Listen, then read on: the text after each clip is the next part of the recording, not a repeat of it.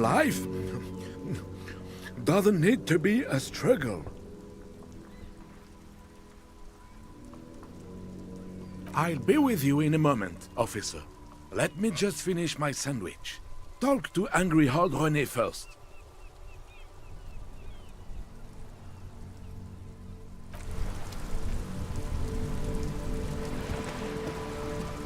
Have you no shame? Whining about your back every time you bring out the measuring tape.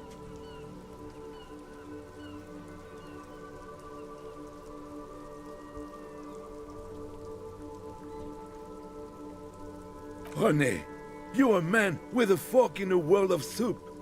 Please, let's just try to enjoy the game, all right?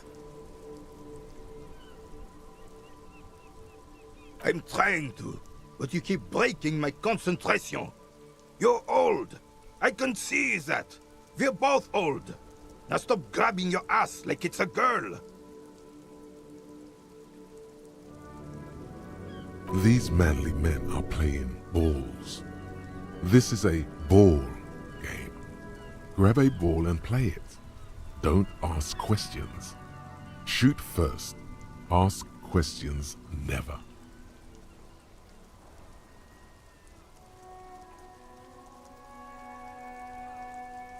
That's the spirit. Don't even waste your breath asking about the game. They wouldn't know anyway. They're way past their prime.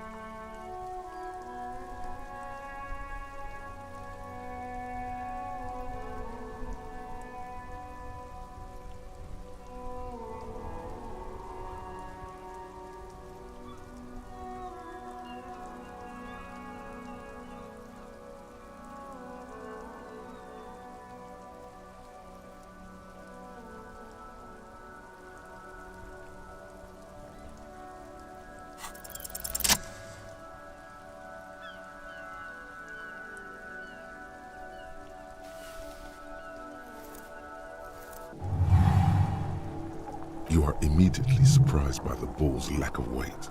No matter, you'll make it work.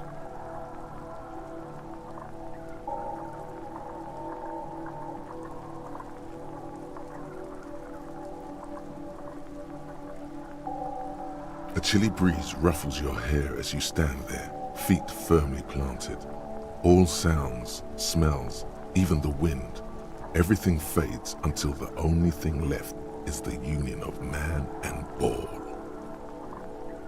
The cold metal ball is surprisingly smooth against your neck.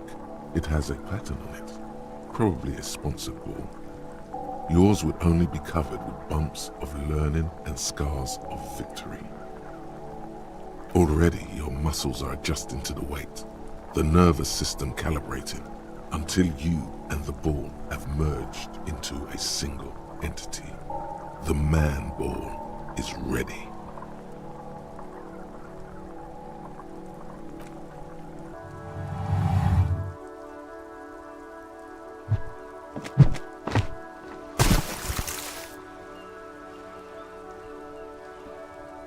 Merde!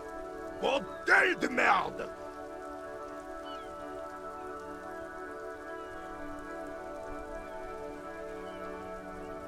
A whorehouse of shit.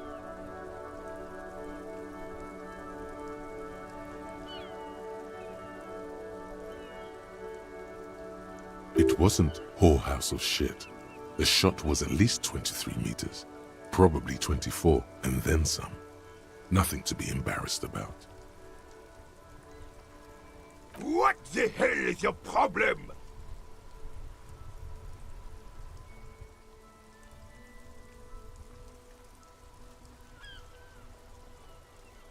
You vandalized our game, son! We can't play pétanque with 5 bull!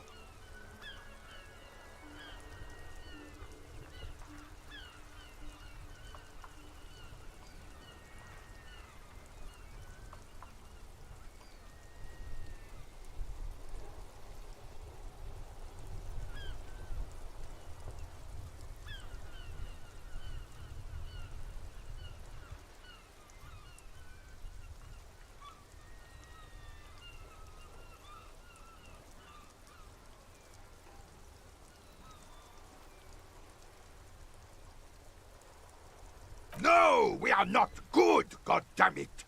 We want our bull back! Take it easy, René. This is just a misunderstanding, isn't it, officer? No harm done. Of course there's harm done, you orange slug! You owe us a goddamn bull! Good! Mistakes are forgiven, when men at least try to right their wrongs. I believe you will try. Now why did you approach us? Yes, why did you come here? It's unlikely they know anything about the murder. You never know. He might know something. This is a good vantage point.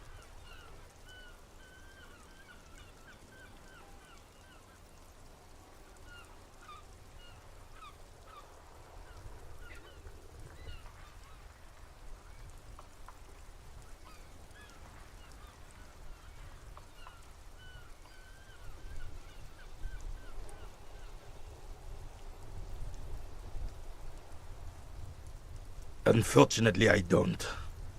Unlike most of the locals, I have no qualms about assisting law enforcement, but this affair has passed me by completely. In Martinez, the union is the law, so can you really blame them? Cop is a pejorative term. I don't have a problem with policemen. On the contrary, I admire the effort to bring order to our streets. He doesn't know about the crime. Your time is better spent discussing politics. If I knew, I would not be afraid to tell you. I simply don't. I'm an old man, not a coward. The daily business of the riffraff no longer concerns me. 'Tis true, sire. He knows nothing.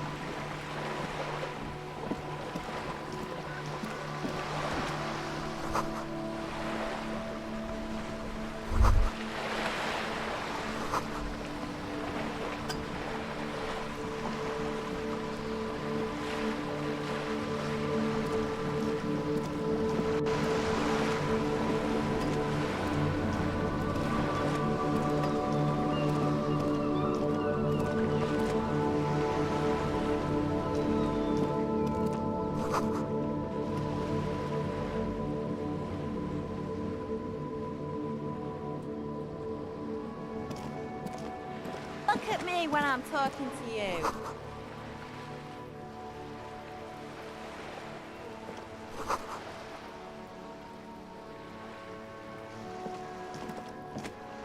The streets will flow red once more, a great torrent rushing down Rue de Esperance. You wait and see.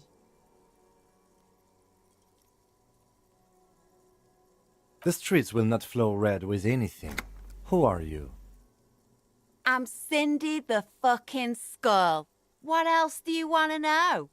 Date of birth, blood type, the last time I was tested for Hep C.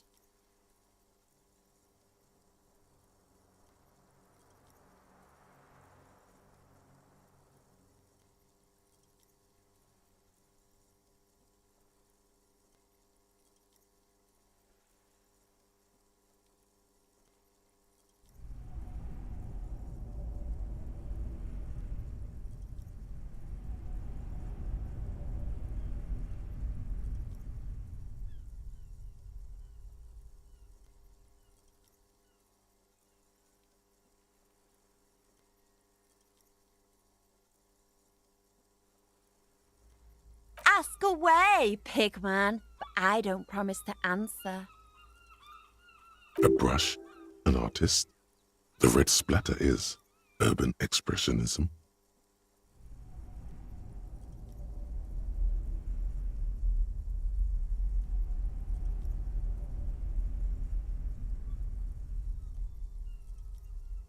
The lieutenant furrows his brow at another one of your eccentricisms.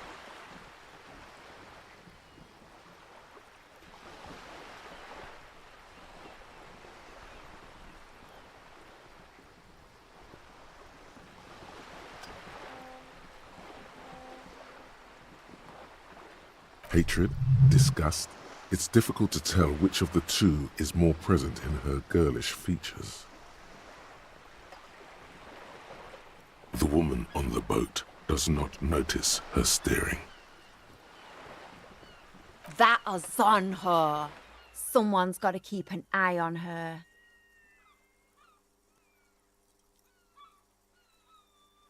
Ozon is an archipelago 2 days' travel away from Revachol. Its moneyed residents, used to posh restaurants and upscale boutiques, rarely have reason to visit Martinez. Probably the Wild Pines rep. We should talk to her. She's a professional negotiator, though. I have the feeling she will be very cooperative while telling us nothing. You should take the lead. Ask her unexpected questions, you know? Do your thing. Don't be afraid to get a bit wacky.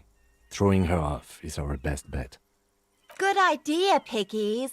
Run along now. Fuck her shit up good. Impound that boat while you're at it. I'd like to watch her swim back to Ozon.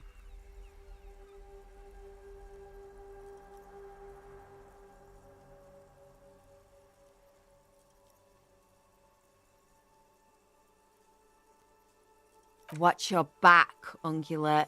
You've got eyes on you.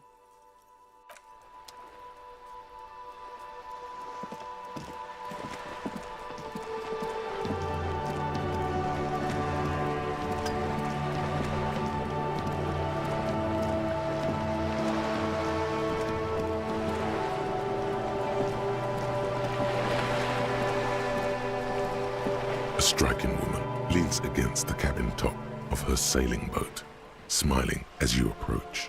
Her green raincoat glistens with droplets. A silk scarf is tied around her throat. Good morning, officers. I'm Joyce. Joyce L. Messier. I represent the board of Wild Pines, the owners of the harbour. You gentlemen must be from the RCM.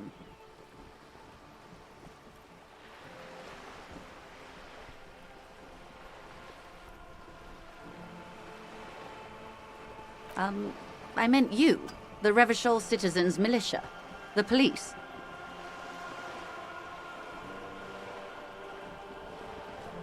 Phaeton, my maiden name.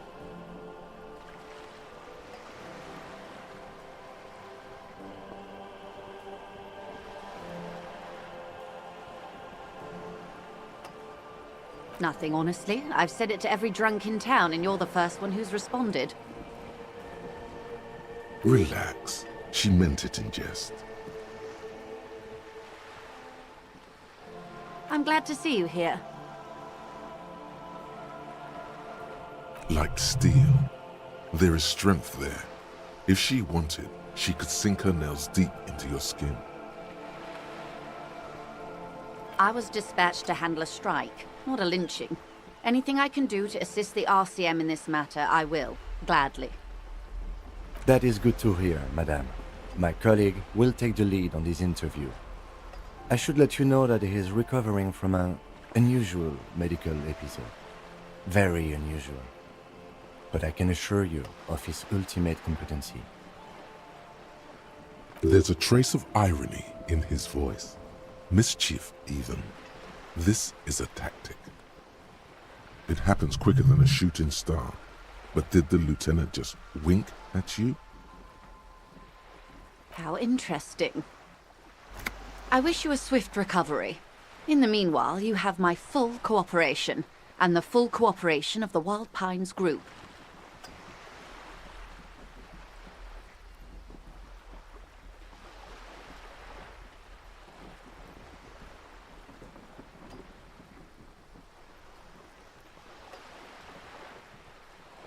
Everything.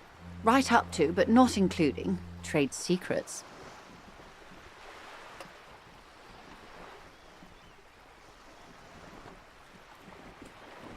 First, you'd have to repeal the Emergencies Act of Trade in Aliments that gives me the right to silence. It's quite the octopus. The octopus that straddles Revachol, the Emergencies Act, is the cornerstone of post-war Revachol, inseparable from the world it created.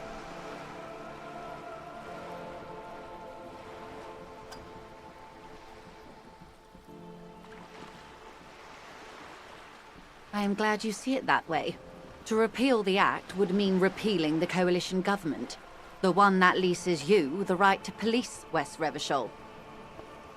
You'd be shooting yourself in the foot, in other words. But I am derailing us. You wanted to know about the strike. I believe the official title is Senior Labor Negotiator. In practice, I'm a grocery clerk.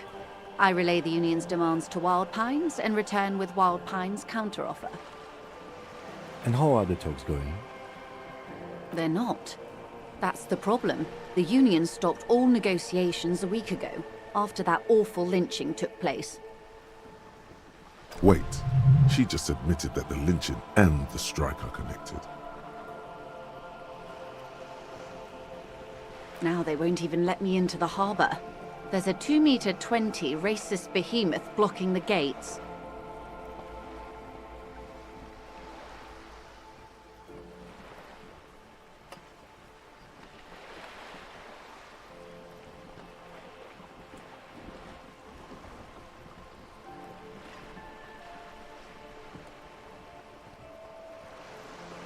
Let's say I was not making the kind of progress I'd hoped for when I first arrived.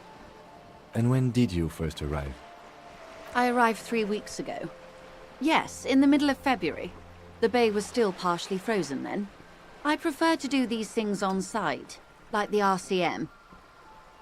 But the strike began in December. I wasn't the original negotiator here. I took over after Mr. Gaumont hit a wall with Mr. Clare, the union boss. Mr. Clare refused to speak with Gaumont despite concessions he'd granted the union in prior negotiations.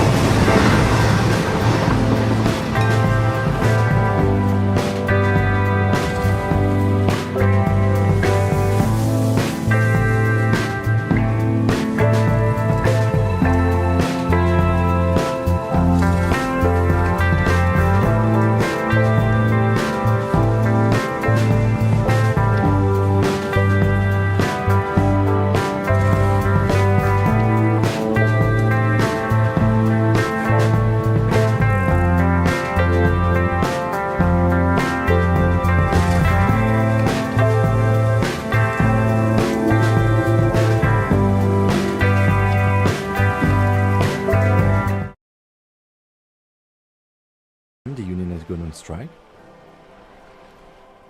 Heavens no.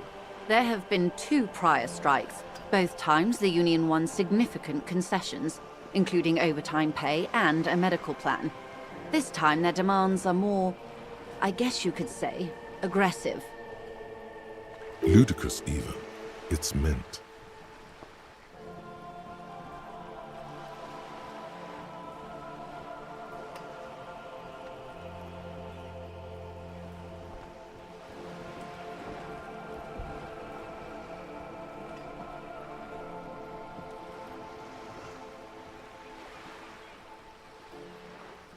Mr. Clare told him to... how did he put it? Fuck off, midget. Gaumont is short of stature, you see.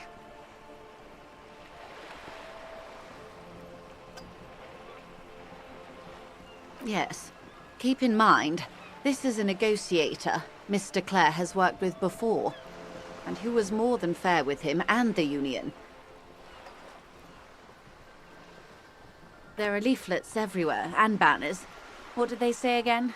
Oh yes. Every worker, a member of the board. Most of the workers probably don't know what that means.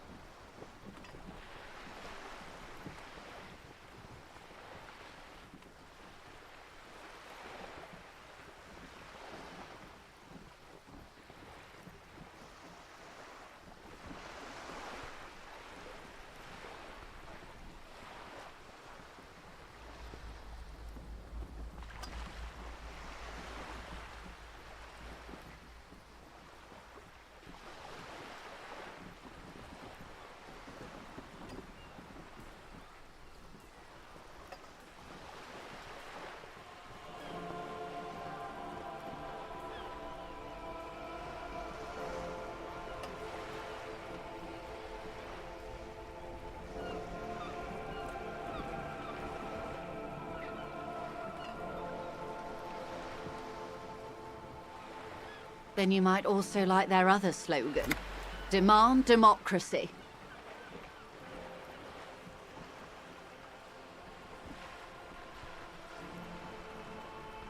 Personally, I don't think it has the same pizzazzo as every worker a member of the board. It's quite simple, you see. Every time the Wild Pines group makes a decision about what? About anything, really, it needs the signature of each of the 2,200 workers in its Martinez terminal. Just so you understand, this is but one of 22 terminals owned by Wild Pines. Essentially, not only are they kings of the company, they are also kings of the 72,000 employees of Wild Pines Group.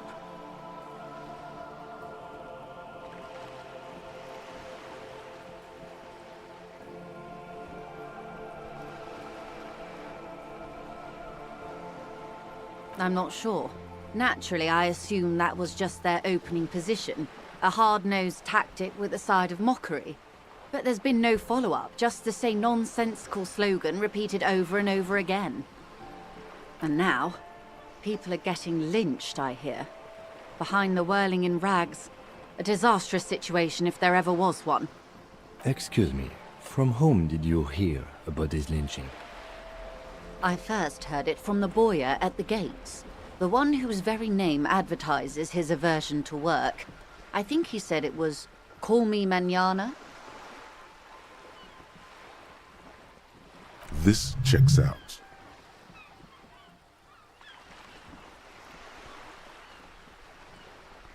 The scabs? You mean the huddled masses of Jamrock, come to plead for work where the union refuses to? Don't let her answer it herself.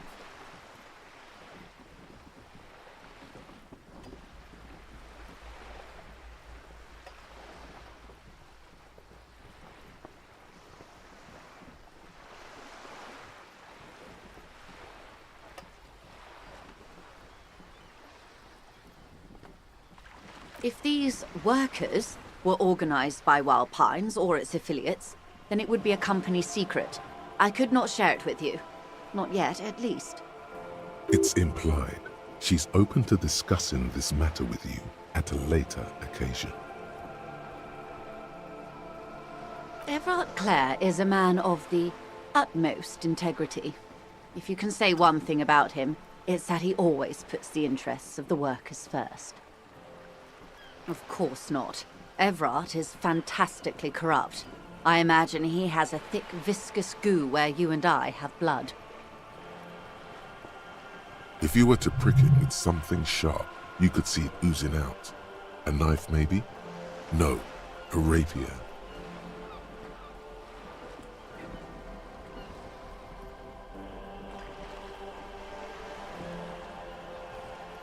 He is the most corrupt individual I have ever seen, and I deal with men like him for a living. If there is anyone more venal, more irredeemably nepotistic, then it's his twin brother, Edgar.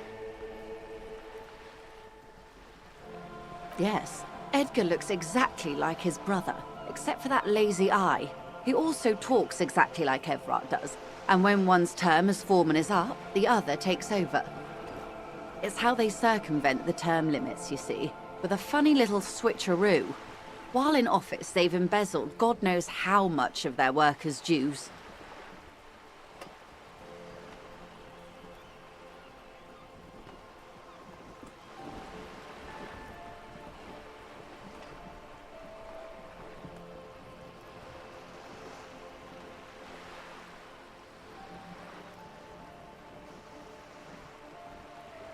The Débardeurs Union was once a perfectly normal institution. 20 years ago, anyway. It must not have been easy to establish under the Emergency Act, but they did it. I can respect that. Organised labour at its best, as they say. Then something happened in the local chapter elections. The brothers Clare came and transformed it into a... how do you say? A mob. The Débardeurs are a crime syndicate. Sad as it may be, I suspect we'll be forced to cooperate with them. Refreshingly honest, officer. The company has tried appeasing in the past, but I'm afraid our concessions have only emboldened Everard and his brother.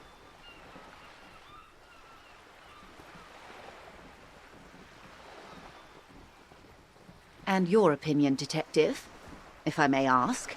I'm a curious and talkative person, you see. Would you say the Débardeurs Union is...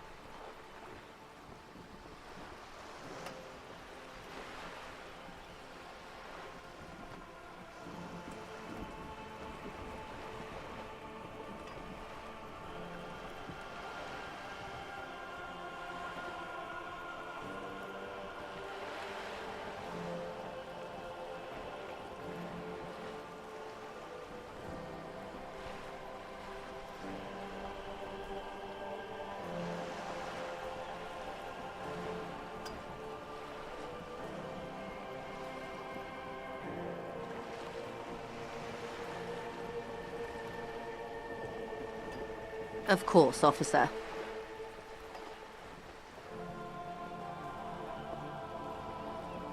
I'm glad you asked. There was a woman, the previous forewoman of the Union. She disappeared. Disappeared? Yes.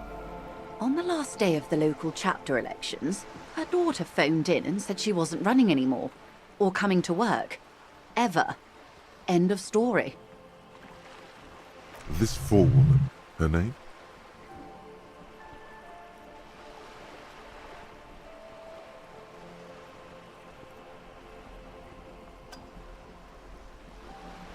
Sadly, the company records do not even give a name. She's just forewoman in private correspondence, Holly. I don't even know if it's a sir or given name, and I don't have access to the Union's files. Indeed. The company suspects foul play, but there's nothing they could do. It was a Union matter. The point of the presentation is, these kinds of things happen around the Clares. Watch out when you're dealing with him. Thank you for your concern, ma'am. We'll be just fine. Of course. How else can I help?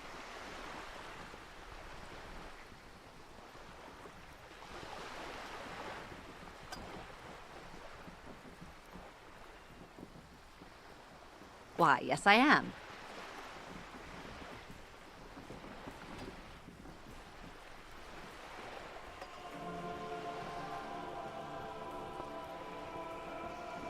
Of course there are. We're on an archipelago. How else are you supposed to get around? Yes, we are. We are on Le Caillou. Technically, the neighboring Ozone and Fas a la Mer island groups are archipelagos, while La Caillou, by contrast, is a single fertile landmass, the fourth largest island in the world. It is not an archipelago.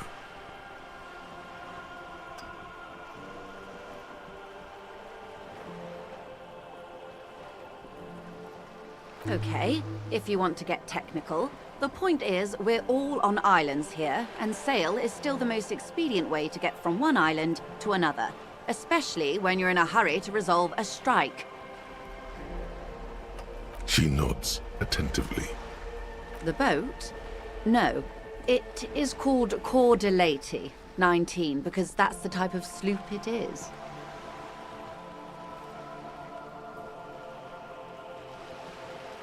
My sloop? I like it a lot. It's the eel's hips, baby. I'm enjoying this part of the interview.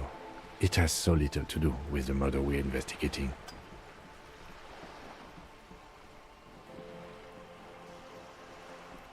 Good.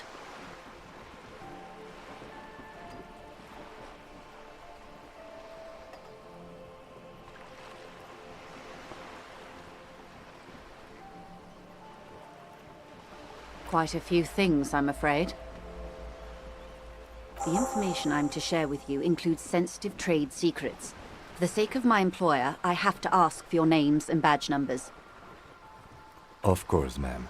We should have introduced ourselves. I am, and this is my colleague from Precinct 41. I'm afraid he doesn't have his badge at the moment. I hope mine will suffice. How curious. Why is that, Detective?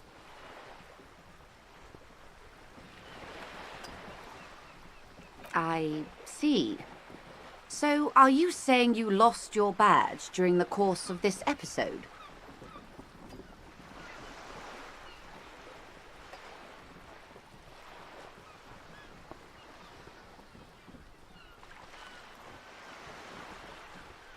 Oh dear. Some kind of encephalopathic amnesia. I don't even know how to respond. I do believe you, naive as that may sound. I simply can't imagine what you gain by faking such a condition. As I said, ma'am, his technique may be very unconventional, but he is an officer of the RCM. Of course, I sympathize, but I'm afraid I simply can't share anything more until I've seen that badge. She's a professional negotiator. She should be open to some sort of mutually beneficial arrangement.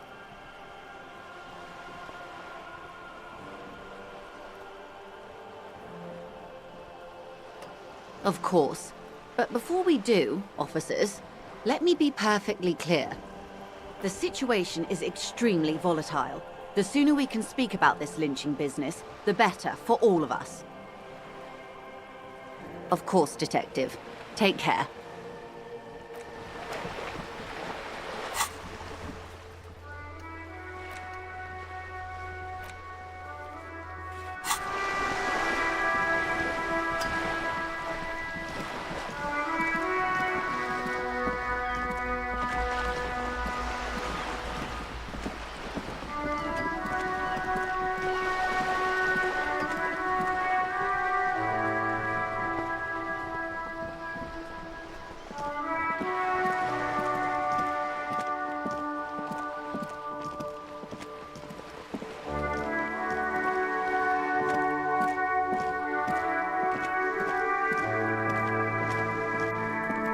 This is a wall on the side of an apartment building.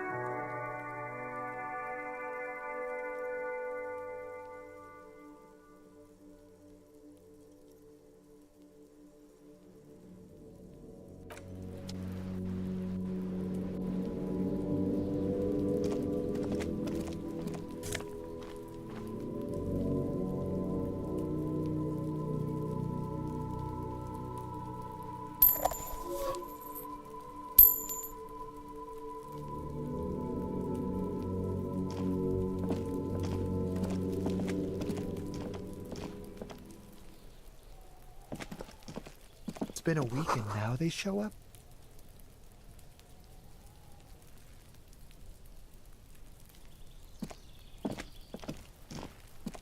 You see a young man on a balcony nursing a cigarette. His eyes have been following you for a while. Not looking for any trouble, officer. It's the voice of someone who has something to hide, my liege.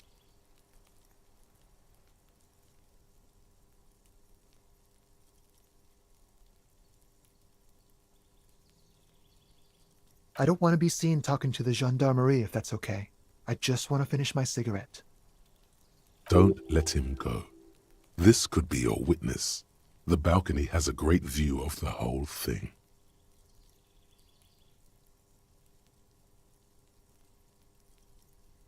Is it really that important?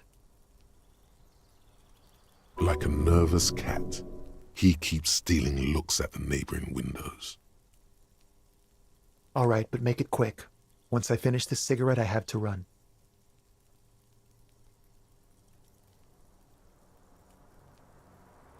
I'd even go so far as to say that the view is a little too good, my dear gendarme. Do you have an estimate of when the body will be taken away? We will remove the body as soon as possible. Now tell us, where were you last Sunday? Oh. You already asked me that, didn't you? Wait, is someone else investigating the lynching?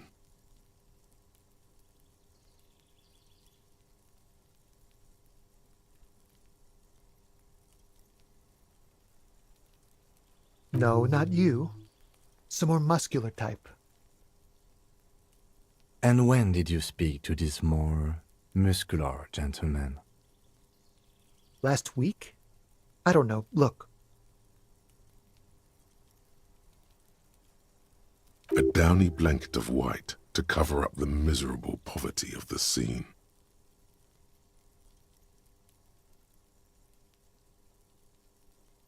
You didn't answer the question. What were you doing last Sunday? I had a friend over. It was my Sunday friend.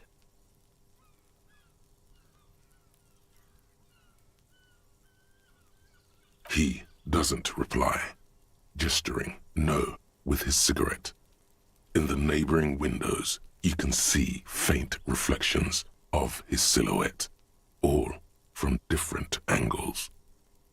No. We won't. Now, if you'll excuse me, I really need to get going. Good luck with the investigation.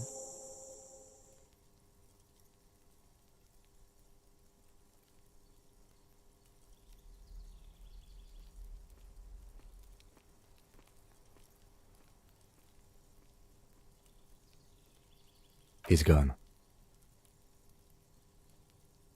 No point in running. Tenements like these often have multiple exits. If he doesn't want to talk to us, then he'll know how to hide himself.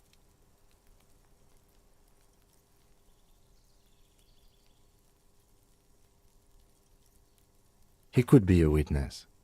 Him or his Sunday friend. Either way, we need to look into that muscular type who's asking about our case. There has to be a way of getting inside the building. Once we've found a way in, we can ask around for his apartment.